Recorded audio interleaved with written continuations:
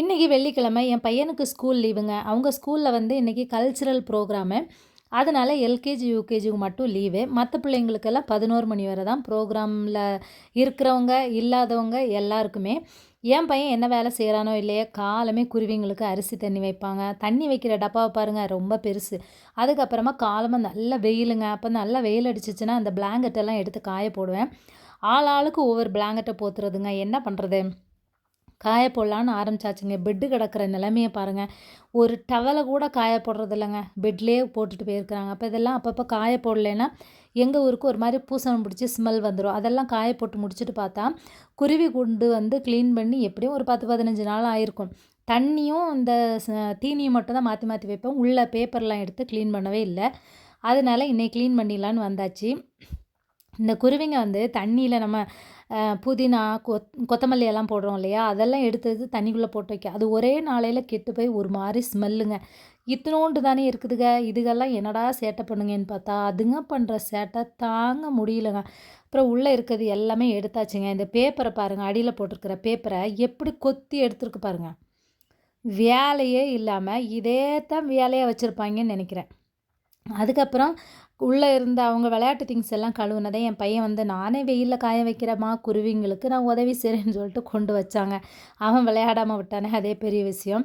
Clean பண்ணிகிட்டு இருக்கும்போது இது பொம்மை, இது குழந்த, இதுக்கு பேர் அது இதுன்னு சொல்லிட்டு வீடியோவில் சொல்லிகிட்ருக்குறான் என் பையன். அப்புறம் நியூஸ் பேப்பர் தான் அடியில் போடுவேன். இல்லை அதனால கேலண்டரை போடலான்னு. இது வந்து சிஎம்எஸ் கேலண்டருங்க. அதில் நான் இருக்கிறேனான்னு தேடி பார்த்தேங்க. ஆனால் நான் இல்லை. அதனால சரி உள்ளே போட்டுடலான்னு போட்டேன். நான் இருந்தேன்னா போட்டிருக்க மாட்டேன். நான் இல்லை அதனால போட்டுடலான்னு உள்ளே போட்டாச்சுங்க. அதுக்கப்புறம் இது அவங்க விளையாட்டு திங்ஸ் எல்லாமே காஞ்சிருச்சுங்க. அதையும் உள்ளே வச்சிடலான்னு வச்சாச்சு. அப்புறம் அரிசி தண்ணி அரிசின்னு சொல்கிறேனே அந்த குருவிங்களுக்கு வைக்கிற மாதிரி தீனி வைக்கலாம் அப்படின்னு சொல்லிட்டு தீனியை எடுத்துகிட்டு வந்துட்டேன்.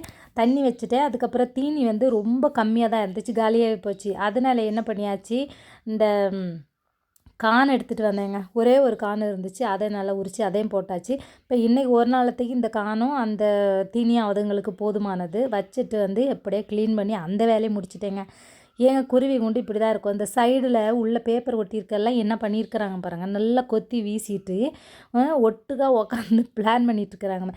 இந்த நீல கலர் இருக்கிறான் பாருங்கள், இவன் ஆம்பளை பையன். இவன் தான் இருக்கிறதுலே சேட்டை ஜாஸ்திங்க.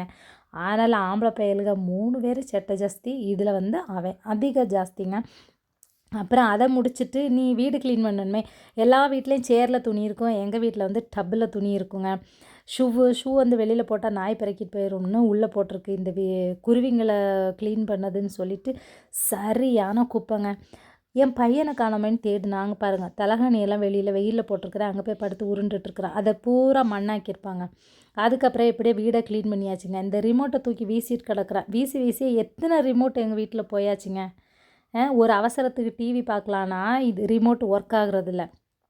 எல்லாம் க்ளீன் பண்ணியாச்சுங்க. அதுக்கப்புறம் பார்த்தா இதான் எங்கள் பெட்ரூம் பாருங்கள். எத்தனை பிளாங்கெட் இருக்குது பாருங்கள். இருக்கிறது 4 பேர். ஒரு பிளாங்கெட் 2 பேர் போத்தலாம். அதுக்கப்புறம் பெட்ரூம் செவரை கூட விட்டு வைக்கலைங்க. ஆர்டிஸ்ட்டுங்க நல்லா வரைஞ்சி தள்ளியிருக்கிறாங்க பாருங்கள். அப்புறம் எனக்கு இல்லாத வேலைக்கு இது வேறு தக்காளி தொக்கு வைக்கலான்னு வச்சா இங்கே பாருங்கள், காலமாக தான் இந்த அடுப்பெல்லாம் தொடச்சிங்க. அது இருக்கிற அழகை பாருங்கள். அதுக்கப்புறம் அதை முடிச்சுட்டு இந்த வெளியில் இந்த இடத்த வந்து க்ளீன் பண்ணணும்னு ரொம்ப நாளாக நினச்சிட்டுனேன். ஒரு தொட்டி இருந்துச்சா, அதை வந்து இந்த குரங்கு ஒன்று உடச்சி போட்டுருச்சு, மண் தொட்டி. அப்போ அந்த மண் கீழே கொட்டி கொட்டி கலந்துச்சு. இதை க்ளீன் பண்ணுறதுக்கு எப்படியும் ஒரு நாள் தேவைப்படும். அதனால் நான் என்ன பண்ணிட்டேன்னா விட்டுட்டேன். இன்றைக்கி தான் டைம் இருந்துச்சு. சரி நம்ம வேலையை செய்யலான்னு வேலை செய்ய ஆரம்பிச்சிட்டேங்க. என் பாப்பா வேறு வந்துட்டா. இப்போ வந்து கேமராமேன் வந்து என் பாப்பா தான். அதுக்கப்புறம் அதில் குட்டியாக ஒரு செடி இருந்துச்சு. அதை ஒருத்திக்கு கொடுத்தா இன்னொருத்தி எனக்கு வேணும் அப்படின்னு சொல்லிட்டு. அப்புறம் என்ன பண்ணியாச்சு, இன்னொரு ஆளுக்கும் அதுலேருந்து ஒரு செடி எடுத்து கொடுத்தாச்சு. நீங்கள் மட்டும் செடி வைக்கிறீங்க, எனக்கு செடியை தாங்கன்னு சண்டைங்க. எதுக்கெல்லாம் சண்டை போடுவாங்கன்னு தெரியலங்க. அப்புறம் செடிக்கு ஏன் தேங்காய் நார் போடுறீங்க, ஏன் மண்ணை போடுறீங்க, அதை போடுறீங்க இதை போடுறீங்கன்னு கொஸ்டினுங்க.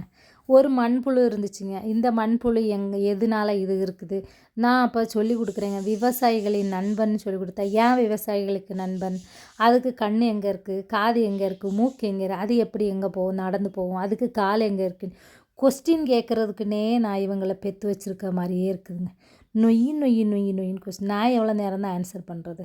அதுக்கப்புறமா ஒரு கற்பூரவள்ளி ஒரு சின்ன அந்த கவரில் இருந்துச்சு, அதையே நட்டு வச்சுட்டேன். இது வந்து இந்த பேர் மறந்து போச்சே, கார்னேஷியா. இது வந்து ஒரு பூ மட்டும் கிடச்சிது. அதில் கீழே ஒரு தண்டு இருக்கும்ல, அந்த தண்டை வந்து கட் பண்ணி வச்சேன். வச்சு வந்து எப்படியும் ஒரு 2 ஆமா 2 மாதம் ஆயிருச்சு.